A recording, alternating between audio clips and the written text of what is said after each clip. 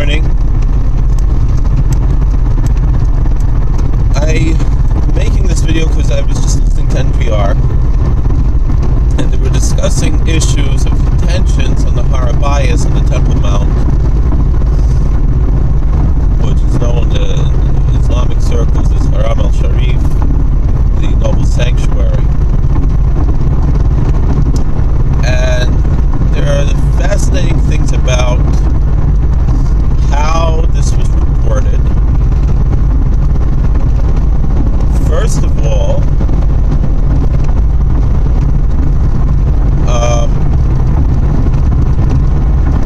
the fact of the matter was that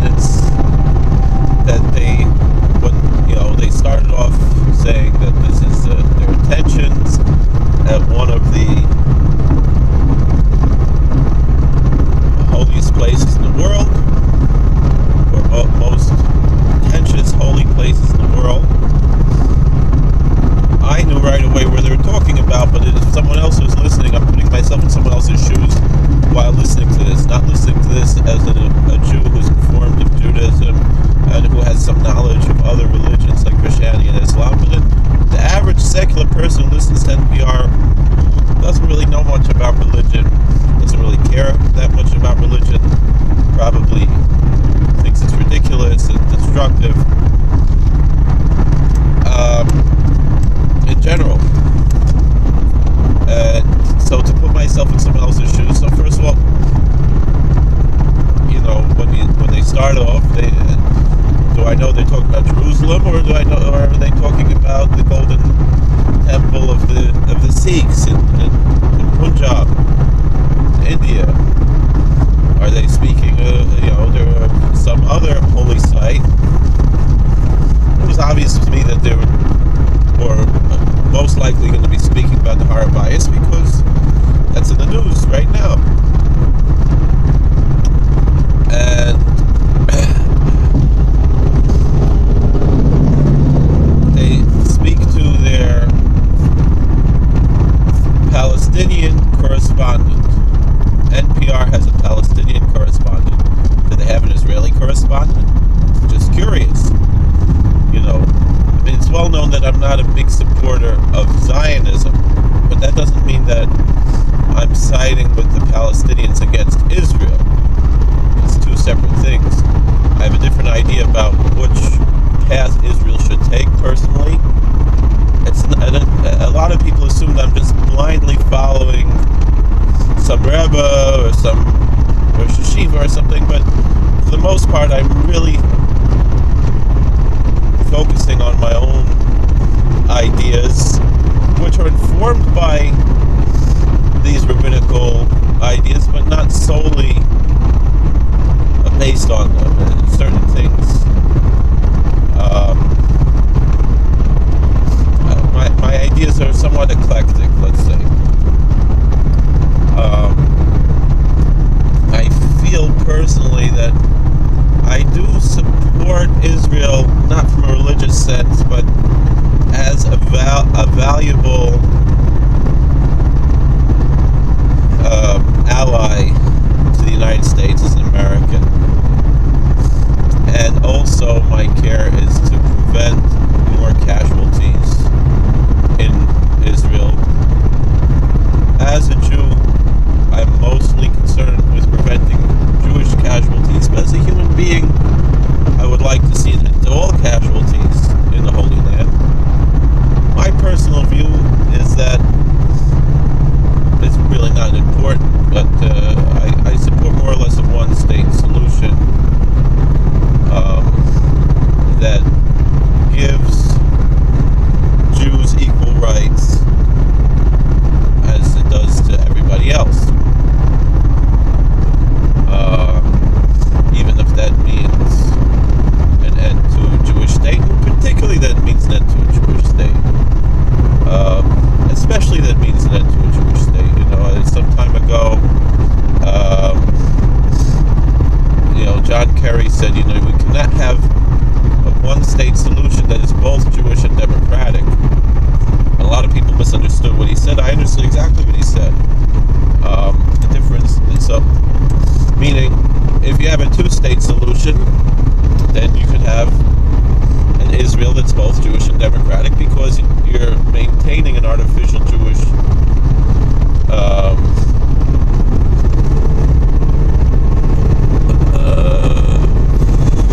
what's the term, majority, in order that should be both Jewish and democratic. If you water down the Jewish majority, it could either be Jewish or democratic, but cannot be both. So a Jewish state under a one-state solution would essentially be an apartheid type of state. People make apartheid to be a really dirty word. I don't know if it was really... I'm not saying in its... in how it was conducted. I'm saying in its idea. Was it really as horrible as, in a sense, when the word apartheid is almost as bad as the word Nazi today, and it's, even though I don't necessarily agree with the ideology of apartheid,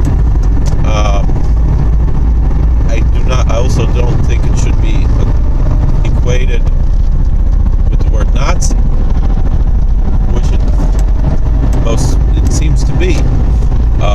That's not to say that there wasn't abuse of apartheid, but what I'm saying is that the ideology, everything, it depends on how you spin it. I mean, nowadays we hear about cultural appropriation and so forth, so if people are seeking to maintain their culture on both sides, is there but the main problem with apartheid is that it's undemocratic, that you had a minority essentially ruling over a majority, as opposed to if it was an idea of maintaining these two separate cultures as a united country.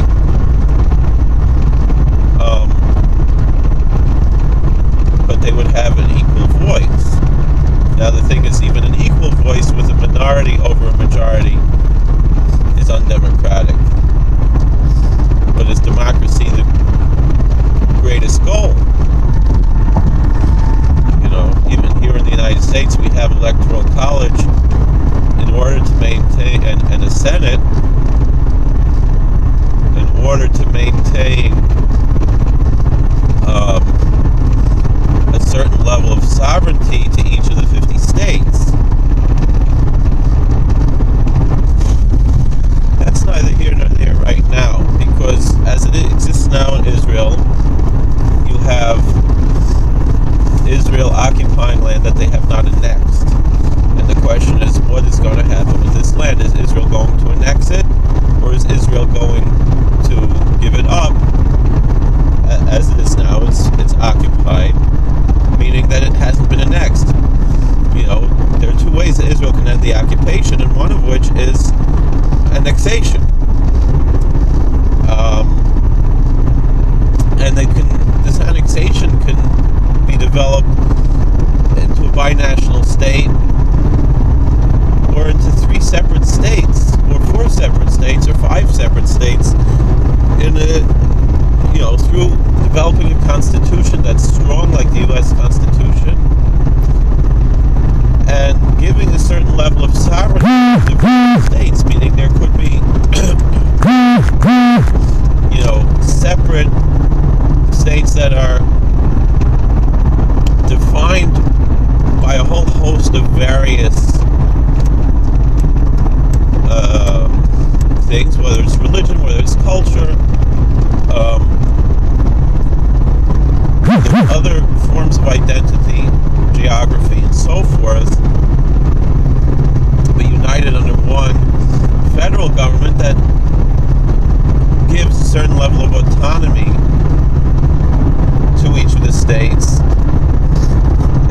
shared under one federal system.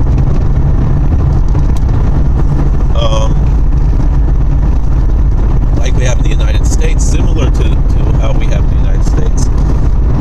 And that could be a big solution to many of Israel's problems, mostly because the leadership of the Palestinian community have not proven themselves trustworthy. Israel has gone above and beyond to give over their trustworthiness. And the Palestinian leadership have, for the most part, not only proven themselves not trustworthy to Israel as a potential peace partner, but also have not proven themselves trustworthy to their own people.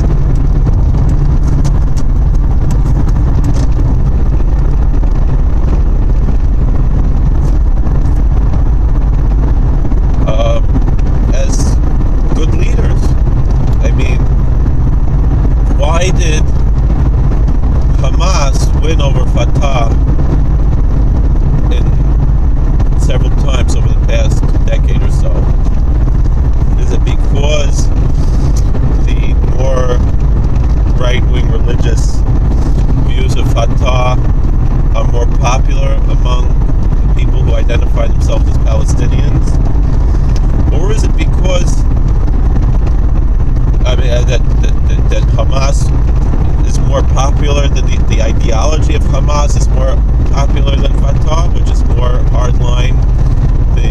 Hamas is more hardline than Fatah? Or is it because Fatah has proven themselves to be so utterly corrupt that nobody trusts them, and so they would rather have religious fanatics from Hamas who at least are honest and are not going to steal misappropriated funds that are supposed to go for refugees and put them into their own pockets the way Arafat did and so forth.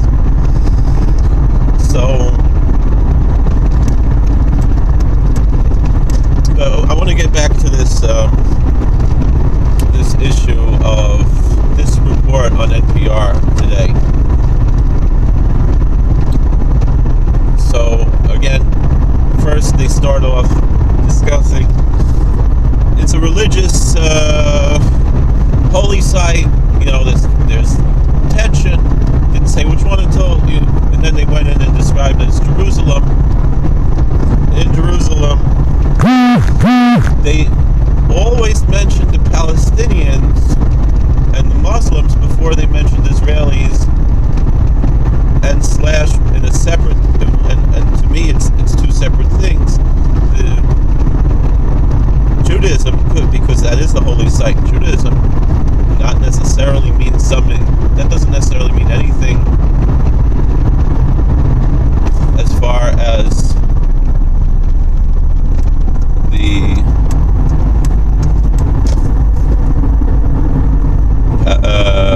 Israelis are concerned.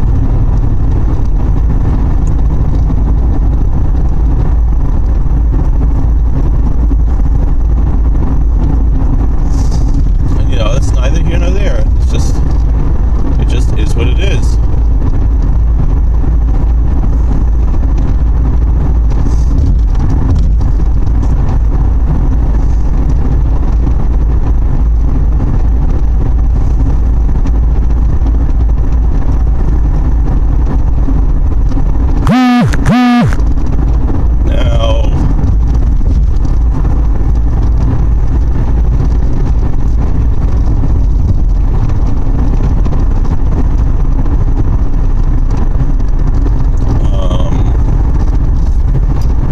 Issue that, you know, was how this story is reported.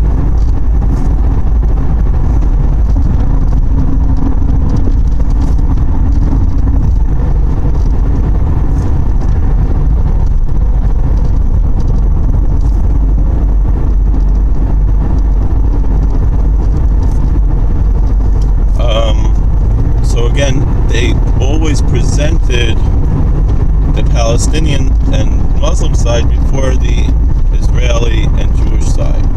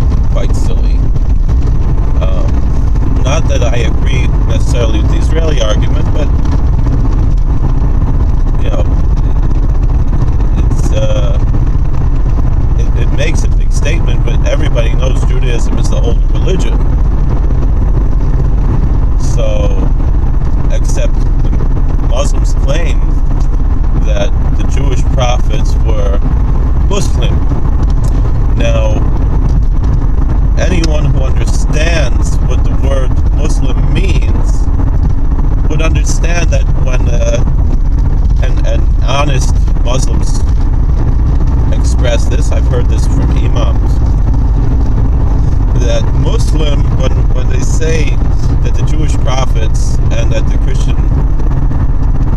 Christians identify as the Messiah, Muslims also identify as the Messiah, not just as a prophet. The difference is Muslims don't think he's the Son of God,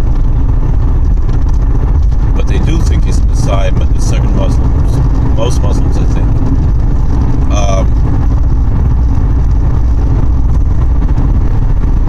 But the word Islam means submission. A Muslim means someone who submits. When they say that the prophets were Muslim, it doesn't mean that their religion were followers of Muhammad, but rather that these were people who submitted to God, and I think we can all agree to that. That's not as loaded a statement as it sounds, but certain people interpret it that way, both on the Muslim side and on the non-Muslim side. Again, that's neither here nor there. So the question is this cultural appropriation? Is this imperialism? Or is it recognition of a shared goal, or is it an attempt to lay roots into something shared for a shared purpose? Whether it's that could also be either imperialistic, appropriating, or benign. And these are all questions in sociology and comparative religion. Now, but it almost seems that NPR is taking the Muslim side here. Although at the end they try to find a common ground, which I appreciate and I respect and I agree with, but there is some hint of bias here. Now, if I recall further along in this news report, so we have a reflection. They say that the two Palestinian men killed Israeli soldiers. What they failed to mention is that these soldiers were not Jewish; they were Druzi, which is a religious minority, quite an interesting one. A small monotheistic religion with a lot of secrets. They don't accept any converts, as far as I know, and they have similarities to Judaism, Christianity, and Islam. And they've always been, the Israeli Jews have always been loyal and patriotic Israelis for the most part, traditionally, in the short history of this country that's called Israel today.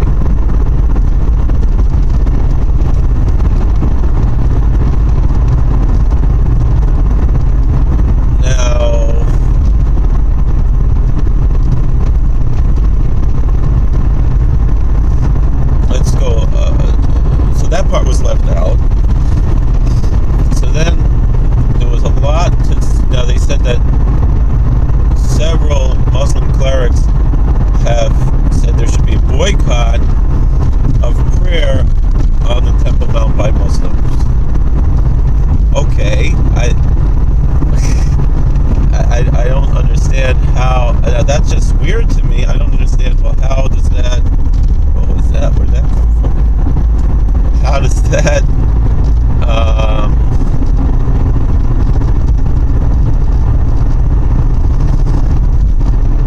what skin is that off of Israel's back? Like, that's like saying, I don't have time right now to think of a comparison, but there's so many. It's just so weird. It's like saying, somebody reluctantly allows you something as part of a peace deal, and then they're saying,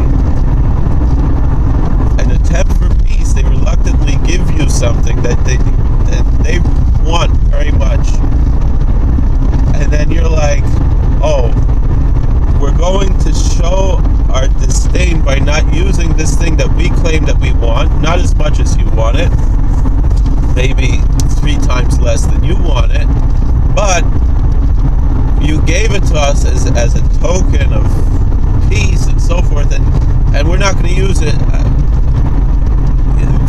What?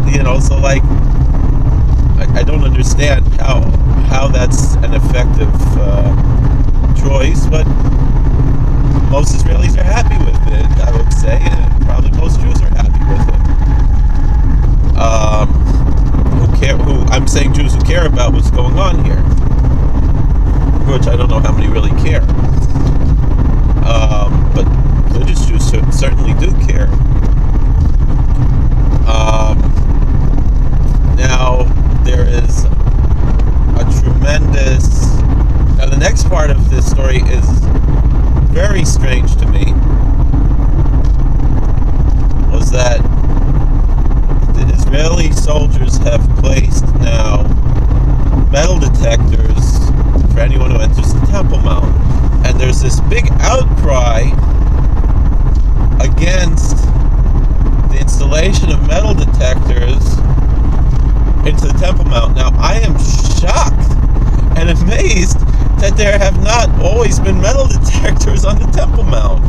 Because when you go visit the Western Wall, which is the outer wall of the Temple Mount, and that's the closest that most Jews will approach the Temple Mount, and some will avoid even doing that for various reasons, you have to go through a metal detector, and there were people who refused to go through metal detectors, and they were not allowed to go in, and they were arrested, Jewish people.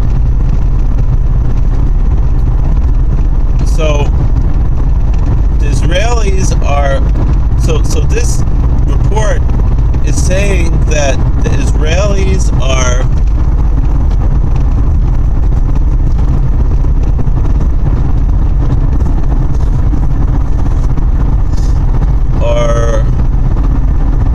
persecuting the Palestinians by installing metal detectors. But what the story leaves out is that there have always been metal detectors at the Western Wall. All the entrances to the Western Wall have metal detectors. So does that mean that the Israelis are persecuting the Jews who want to go, or Christians, or anybody who wants to go pray at the temple, at the Western Wall? Are they persecuting all of the tourists who visit the Western Wall?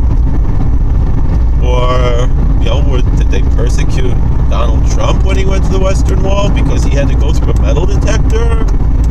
I mean, they left that part of the story out, and it should be obvious to anybody who knows this that this is...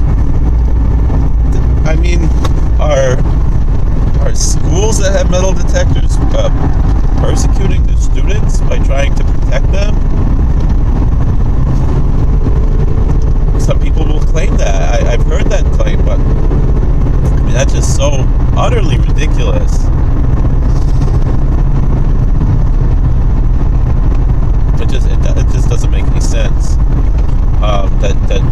So therefore, because the Israelis want to install metal detectors, so now the Palestinians are saying they're not going to go pray there anymore. Okay. We didn't know it would be that easy. Like, what's going on here? Almost, I'm not saying, and I don't have a problem with Muslim prayer on the Temple Mount. I mean, Isaiah says, "My house will be a house of prayer for all peoples," and Muslims are monotheists who are praying to ostensibly the same God that we pray to. The Rambam certainly says that already in his time that their libam l'shamayim, their heart is to heaven, and so even though, I mean, the late Reverend Chick, he had his famous comic strip where he accused Muslims of praying to the moon and that Allah is some kind of moon god.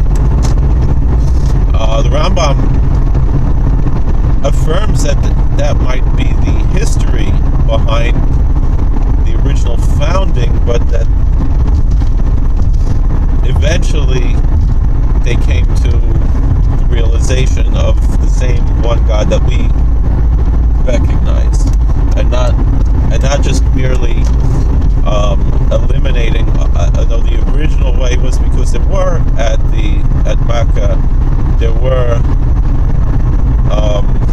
many different gods worshipped, a pantheon of gods that were worshipped there in Mecca,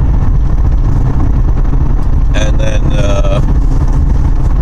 eventually, all the others were eliminated except Allah. Now the thing is, the same thing in the ancient Canaanites worshipped the god El, but that's also Kael is a name that we use for God. It's very similar to the name Allah, but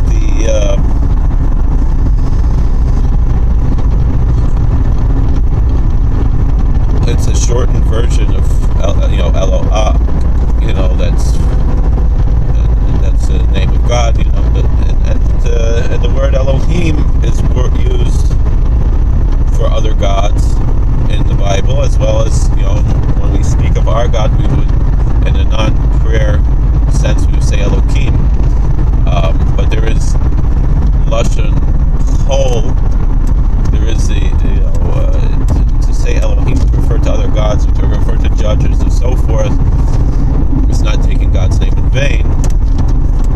It should be noted that that Christians and Jews who speak Arabic refer to God as Allah, the same way that we say in English God, or in Spanish we say Dios, or in German we say God, and in French we say Dieu, like in Greek we say Theos. The word for God in Arabic is Allah, and so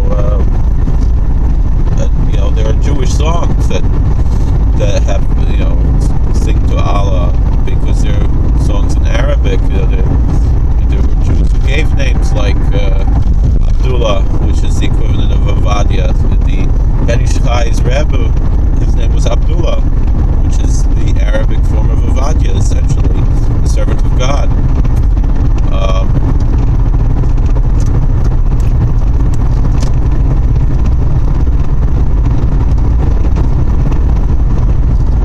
It's neither here nor there right now, because I really want to focus on this NPR report, and I'm taking up a lot of time.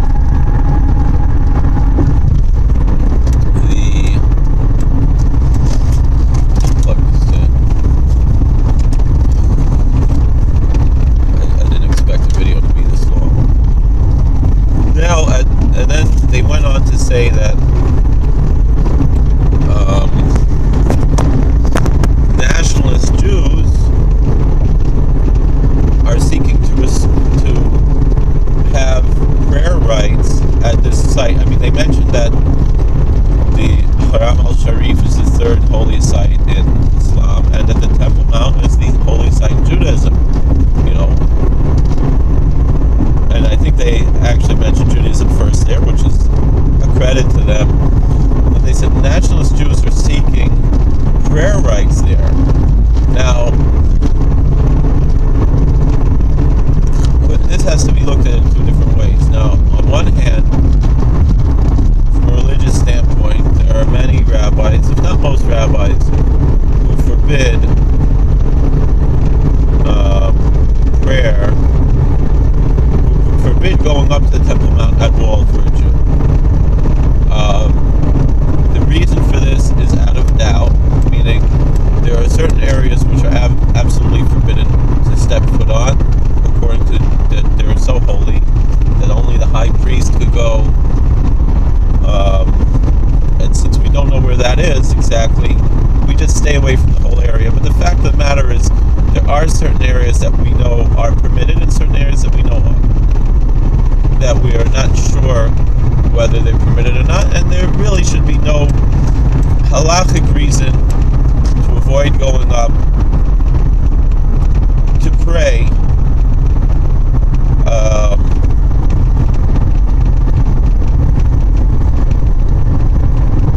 at those areas that are permitted, as long as one did go to the mikveh, is ritually pure. However, there's a much bigger issue of pikuach nefesh. The Muslims don't want us to pray there, don't want us to be there, and going and doing so puts Jewish lives in danger. Not only your own life, but other people's lives. And pikuach nefesh overrides every mitzvah in the Torah, even Shabbos. The only ones that it doesn't override are the big three, or other sins are also, worthy of martyrdom if it's in public and so forth, whatever it is. But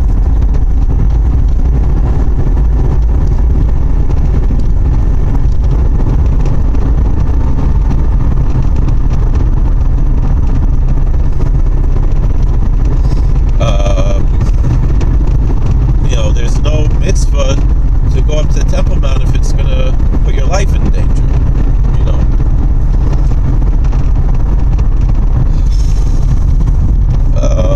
or put other people's lives in danger. And the political climate makes it totally forbidden for Jews to go there, even if it's even if there are religious excuses to allow it. The politics are also a religious concern, because the issue of pikuach nefesh, of its danger to human life. Now,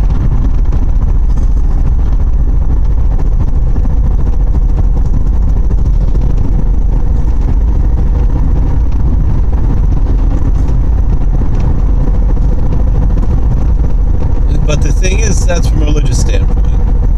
From a political standpoint, though, it should sound ridiculous to anybody's ears that Jews are not allowed to pray in their holiest place in Israel. And that their rights to pray there are denied by the Israeli government and by the Islamic Waqf. And that should sound strange. It doesn't make much sense politically. Why are Jews not allowed to pray at their holiest site?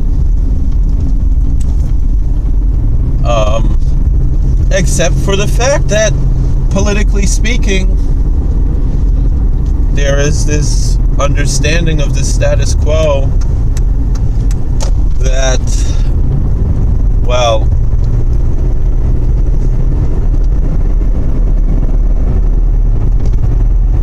it is dangerous to go. It is a pikuach nefesh issue, and pikuach nefesh is not only a religious issue but a political one. But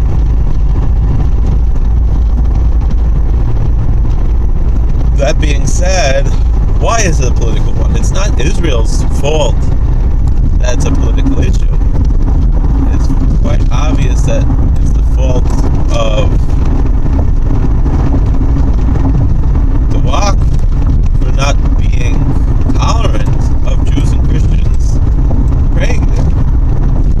Meaning, the Israelis would have no problem to share at the Temple Mount together with the Muslims, but they know that the Muslims don't want it and it'll be too dangerous, so they avoid it and they just leave it to them because they don't want to start a war.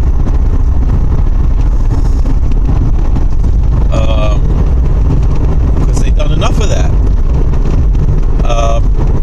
Now, from a religious standpoint, we could answer, why is this situation as it is? And the answer is quite obvious. It's God's plan. We see in Isaiah, it says, Asher Shevet Api, Syria is the rod of my indignation. If it weren't the Arabs, if it weren't the Palestinians, if it weren't the Muslims, God could send somebody else to be the rod of his indignation, the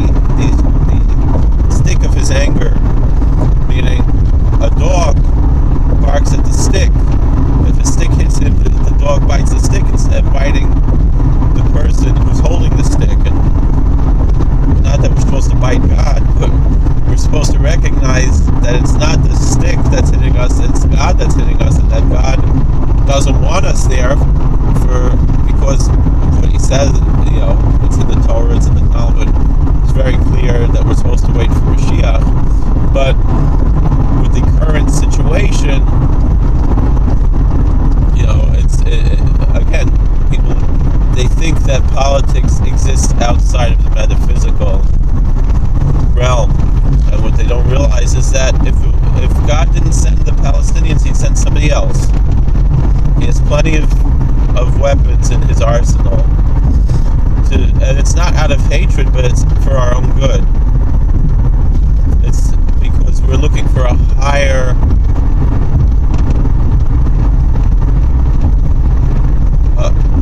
a higher aspiration.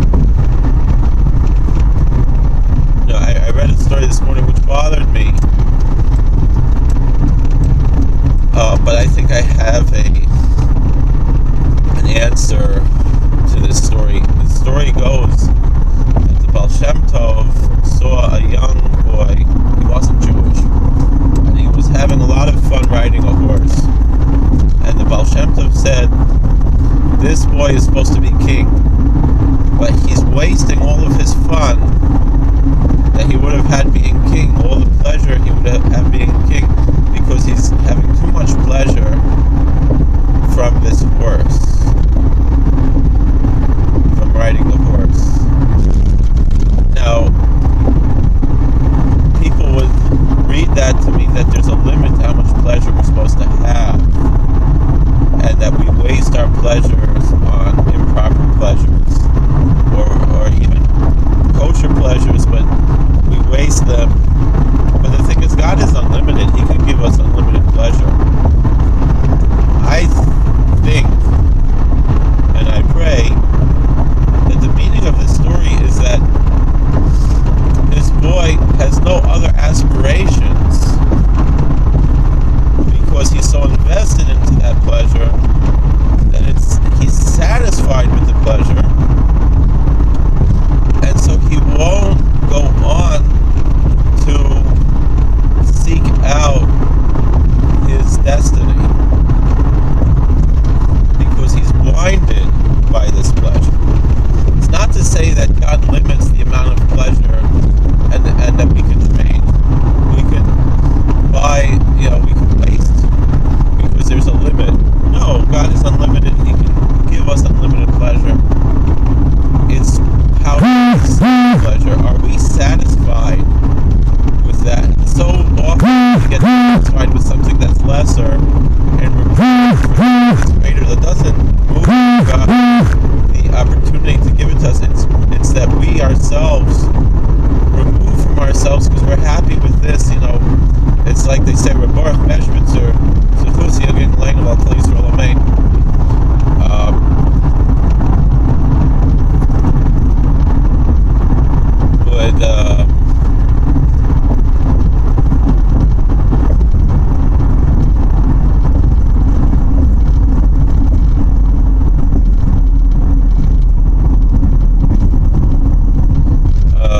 Would always have negative things to say about the holy Berditchev Rav. Zechusi again, Lane of Al Yisrael Amen. Today's the yahrzeit of my holy Zayd, the Changaruv. His Rebbetzin, as a baby, received a bracha from Berditchev Rav.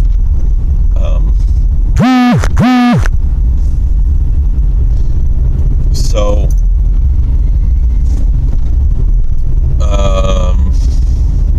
anyway, why was that? Because he heard, and so everyone asked, well, how can the Berditchev Rav is the tzaddik Yisod Olam? How Baruch Measure, so there's also the tzaddik Yisod Olam, but like Berditchev Rav, everybody loved him, but even so, he was faced with tremendous opposition, just randomly, nonsensically, and was persecuted for absolutely no reason, even though he was such a lovable and beloved figure. So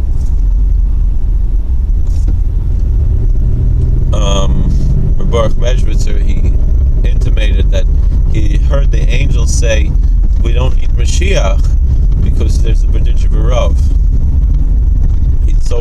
He's such a perfect holy tzaddik. There's no need for Mashiach, and Reb Baruch Medrash was just like, no, we need Mashiach. The same thing, Israel, they're settling for something much less than what they could have, and what they could have is something that's above and beyond just merely having this little piece of land and these old-fashioned anachronistic views of nationalism and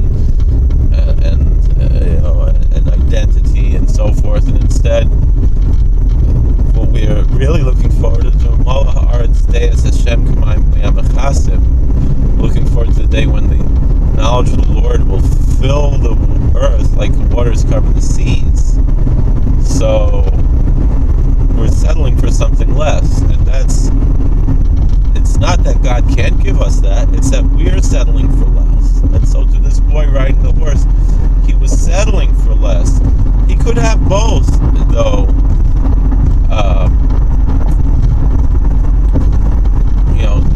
He could have the horse and the kingdom, but he settled for just the horse. He was happy with just the horse. And so too, most people today are settled with an Israel that's a Jewish state in the homeland and forget about the big picture of Mashiach that's going to be for the whole world. And it really becomes selfish and self-centered and ethnocentric Zionism, as opposed to the ideas of looking forward to the coming of the Messiah, which are altruistic and worldly. I remember Dr. Stephen Greer saying, he had these visions of things that were well above and beyond the realms of modern day science.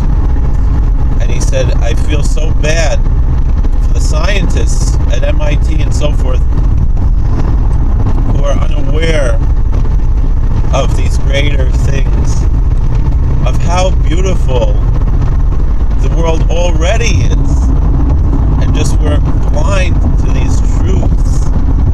Why? Because we settle for less. We settle for less. But let's get back to this NPR story.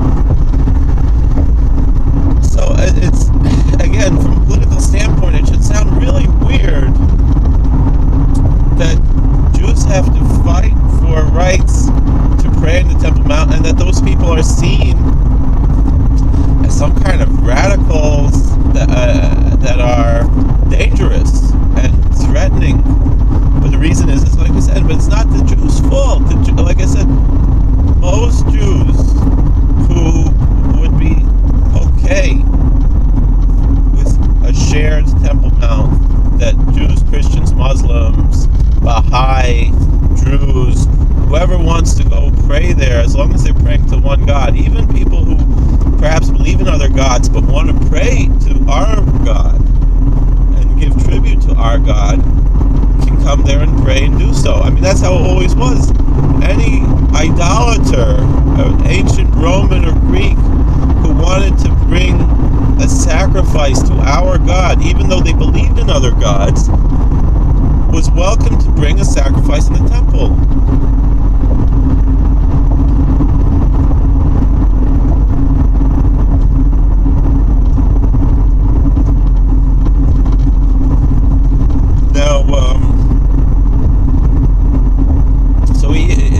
The fact of the matter is that Christians, even though we want to talk back and forth about their theology, ostensibly they share a belief in our God, even if they attach shituf to it, even though it's hard to really theologically say that the idea of the Trinity is really shituf. But let's use the halakhic terminology for now, because it's understood that a lot of these poskim were not familiar with Christian theology and only were dealing with hearsay.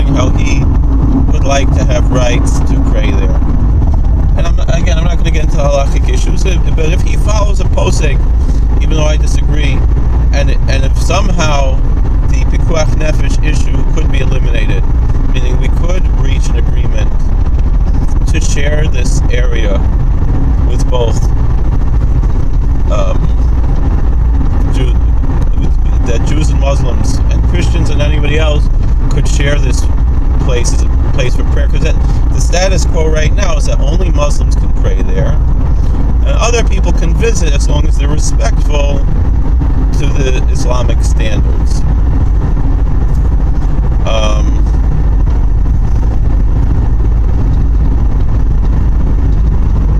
Okay. But the thing is, but they cannot pray. And for us, for sure, to go to the Temple Mount as a tourist attraction, as a historical place, is an insult to the holiness of the place. To go to pray is not an insult, but it has to be done properly, and you can't go to the wrong places, so it should only be at certain places. And but why go? Again, what's the purpose of going? If God is everywhere, there's really no purpose in going. Meaning, even when the temple stood, there was an obligation of pilgrimage. You know, if we were going there to bring the Korban Pesach, something like that, you know, that would be a legitimate reason to go up. But just to go daven, you could daven anywhere. There wasn't this. People in Yerushalayim, in the times of the Beis Hamikdash stood, didn't go and daven in the Beis Hamikdash. They davened at home or in their shuls. People daven 3 times a day, even in temple times. They didn't go to the Beis Hamikdash to daven. Maybe that's neither here nor there, but the question of rights. So then the next thing that I just want to bring out with this news story, if anyone heard it, and you're not familiar, I don't know how many people watching this who both heard this and are not familiar, probably very few, but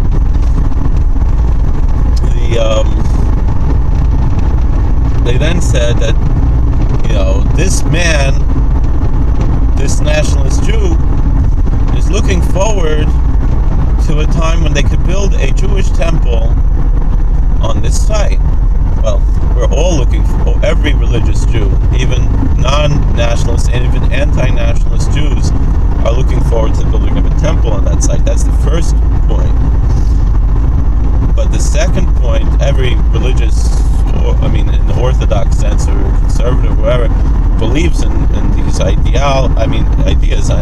Reform is also religious, but I don't know if they're looking forward to building a temple. They really probably aren't. And a lot of people they'll point out, like Rav Kook, his understanding of V'ar vel Hashem minchas Yerushalayim, that there'll only be minchas, there'll only be menachos, and there won't be vegetarian Beis Hamikdash. There's all these different ideas, but that's neither here nor there. The thing we have to understand is, what does it mean, a Jewish temple? Most people listening to this will assume that they're saying they want a synagogue built on the Temple Mount. That's not what we're talking about. There's a reason why Orthodox Jews do not call synagogues temples. And that's because, in general, in English, the word temple, among English-speaking Jews, the word temple was meant to mean the Beis Hamikdash, the Holy Temple in Jerusalem. Yes, there is an idea, a biblical idea in Ezekiel, that our synagogues are Mikdash Ma'at, they are miniature or micro temples, but the point of that is that the spirituality of the Beis Hamikdash goes with us everywhere. It's in our hearts. It's everywhere we go. We build it. Bilvavi Mishkan Evne,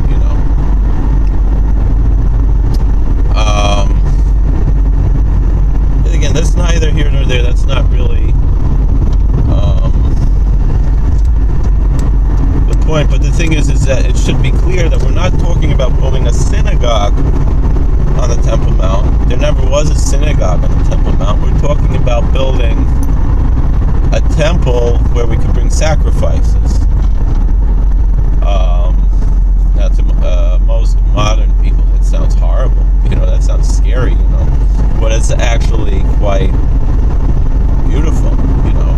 I mean, and it's the fact of the matter is there are other religions, I mean, people don't know, they separate the church and the temple. The Mormon religion, for example, they have churches and they have temples, and the church is where you go every Sunday. The temple is where you go for certain special things that you don't do in church. And so to the Beis Hamikdash is not somewhere we go every day. You know, the priests had their service there, and it was, you know, they had their rotation, annual rotation. You know, there were very few people who were there every day. It wasn't the purpose of spending every day, you know, and going, like now people, they go every day and pray at the Kaisel. There's no such, there was never any such thing in Judaism. It's really, it takes away from what it's supposed to be, meaning it's supposed to be you go there 3 times a year on the pilgrimage festivals, and that makes it special. If you're there every day, it's not special anymore, you know. But that's neither here nor there. I'm almost at work now.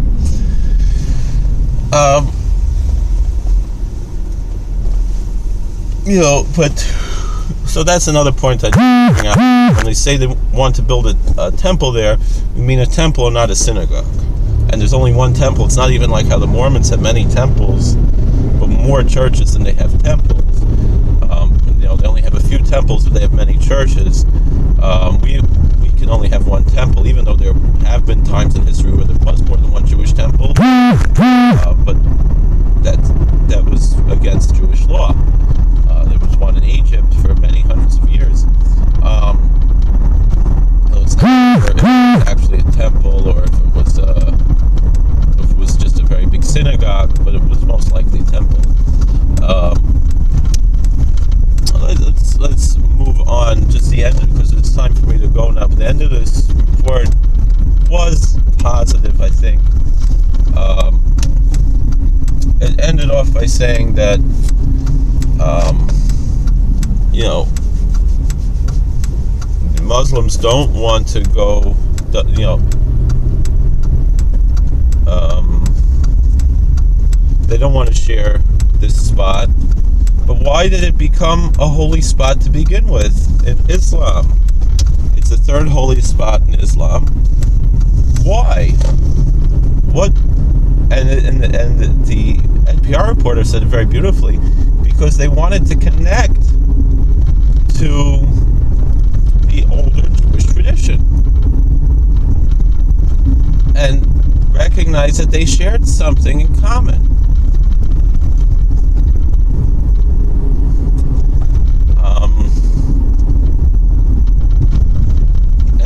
And instead it developed into something. This is something that happens often in religion, in the history of comparative religion. But we should be able to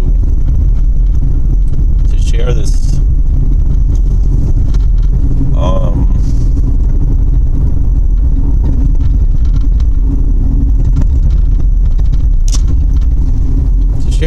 To share this place. There's no reason we shouldn't be able, as monotheists, as people from Abrahamic traditions, we have so much that we share. There's no reason that we shouldn't be able to do so.